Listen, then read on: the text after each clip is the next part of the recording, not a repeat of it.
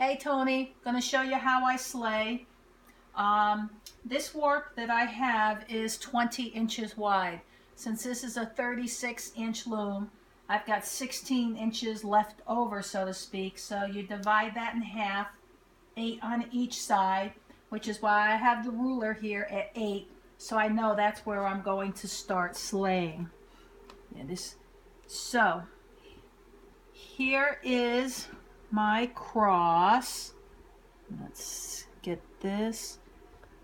So here's one side, and let's see, let me unknot that and I'll get the other side. There we go. And this is just the way I have always held it. Now I've got everything separated.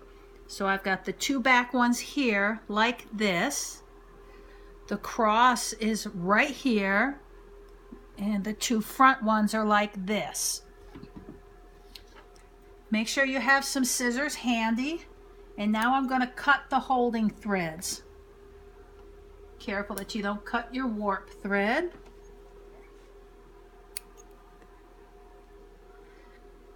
Now, since this is a 10 dent reed, I am going to warp these at the set is 20, so I'm going to put 2 threads per. With the white, I had 2 spools, so I wound them together. So that makes it kind of easier because I just pull off that pair. Now the only thing that I have left here is the string that's holding my cross together.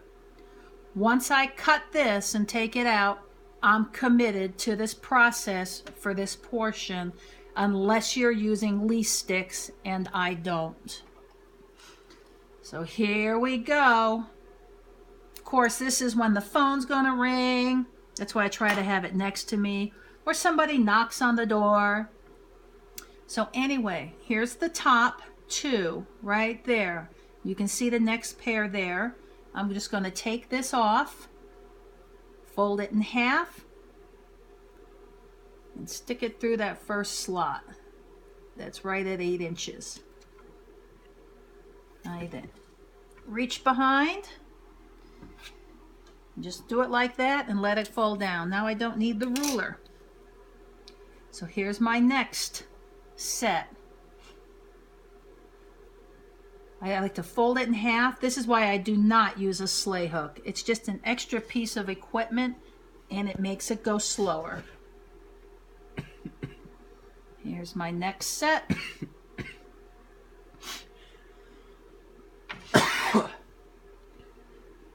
As you can see, it's 2 per each one. When I get to the brown, I didn't have a second spool, so I'll just take 2 at a time off and put it through. And this is essentially how you slay. For you, you'll be doing it on the table. I do not personally see any reason to take my reed out and slay it on a table when I can do it here just fine. The important thing with this is to always take it from the next top group. The other thing that I do is I like to put my hands around like this to hold everything else in place as I do it, because sometimes the threads do like to jump. Josh is taking this wonderful video. Say hi, Josh. Say hi, Aunt Tony. Hi. There we have it. Almost to the brown. So you're doing this until you get to the brown? I'm going to do the one section of the brown so she can see what I mean by 2. But you can do it singly or doubly.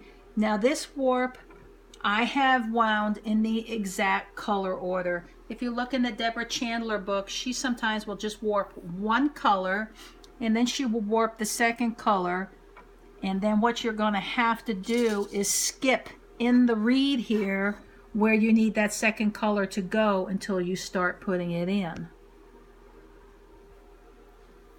Here's another 2.